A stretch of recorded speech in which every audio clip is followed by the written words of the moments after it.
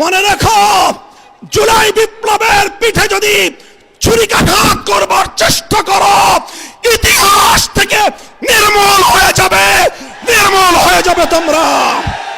যে রক্ত দিয়ে আমরা জুলাই বিপ্লব ঘটিয়েছি, যে রক্ত দিয়ে ফ্যাসিবাদকে বিতাড়িত করেছি, জীবন দিয়ে হলো বাংলার মাটিকে ফ্যাসিবাদ মুক্ত রাখবো ইনশাআল্লাহ। জুলাই বিপ্লব হয়েছিল, ১.৫ সহস্রাধিক তাজা প্রাণ বাংলার রাজপথে লুটিয়ে পড়েছিল। প্রজন্মের বীর যোদ্ধারা বুকের রক্ত দিয়ে বাংলার রাজপথকে ধুয়ে মুছে পবিত্র করেছিল। জুলাই বিপ্লবের চেতনা ছিল বৈষম্যহীন এক নতুন বাংলাদেশ গড়বে। জুলাই বিপ্লবের চেতনা ছিল বুকের রক্ত দিয়ে, জীবনের বিনিময়ে, বিপ্লব এবং অভ্যুত্থানের মধ্য দিয়ে বিতাড়িত ফ্যাসিবাদ আর বাংলার মাটিতে ফিরে আসতে পারবে না। আমরা আজ 23শে জুন ঐতিহাসিক পলাশী দিবস, যেদিন বিশ্বাসঘাতকতা এবং গাদ্দারির মাধ্যমে বাংলার চির উন্নত স্বাধীন নবাব সিরাজউদ্দৌলার কাছ থেকে বাংলার ক্ষমতার মসনদ কেড়ে নিয়েছিল লর্ড ক্লাইভের দল।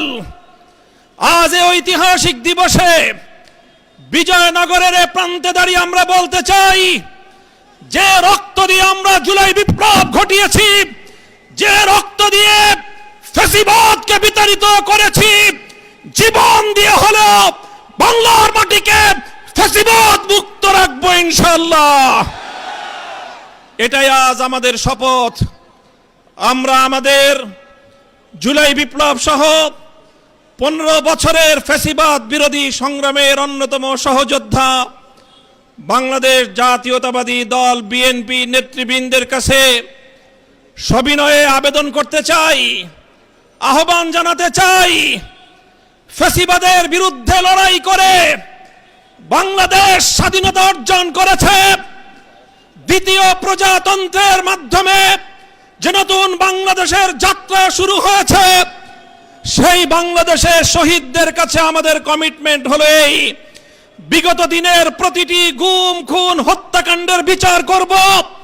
আমরা বিচার করব 2009 সালের পিলখানা ট্র্যাজেডির, আমরা বিচার করব আল্লামা দেলোয়ার হোসেন সাঈদীকে মিথ্যা মামলার মাধ্যমে রায় দিয়ে প্রায় 100 প্রাণকে ঝরিয়ে দেওয়া গণহত্যার, আমরা বিচার করব শাপলা চত্বরে সংগঠিত গণহত্যার, আমরা বিচার করব বিরোধী দলীয় দেশপ্রেমিক নেতৃবৃন্দকে মিথ্যা মামলার মাধ্যমে জুডিশিয়াল কিলিং এর নামে প্রতিটি হত্যাকাণ্ডের, আমরা বিচার করব 2021 সালের মোদী বিরোধী আন্দোলনে শাহাদাত প্রাপ্ত বীর শহীদদের, আমরা বিচার করব 2024 সালের প্রতিটি হত্যাকাণ্ডের ইনশাআল্লাহ। যদি বিএনপি এই হত্যাকাণ্ডগুলোর যথাযথ বিচার করতে না পারে, আগামীর বাংলাদেশের কাঠগড়ায় বিএনপিকে আসামির কাঠগড়ায় দাঁড়িয়ে যেতে হবে।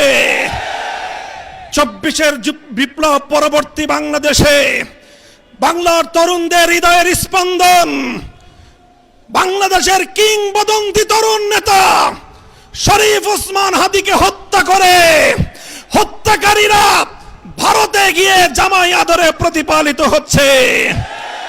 আমরা ভারত সরকারকে বলতে চাই, শরীফ ওসমান হাদির হত্যাকারীদের বিচার করবার অধিকার বাংলাদেশের রয়েছে।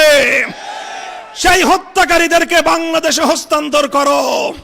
যদি তোমরা সেটা করতে ব্যর্থ হও, আমরা ভারতকে সেজন্য অভিযোগের কাঠগড়ায় দাঁড় করিয়ে দেব। আমার আখেরি পয়গাম, যেই ফ্যাসিবাদ বিতাড়িত হয়েছে, সেই ফ্যাসিবাদ আর বাংলাদেশে পুরনো রূপেও ফিরবে না, নতুন রূপেও ফিরতে আমরা দেব না।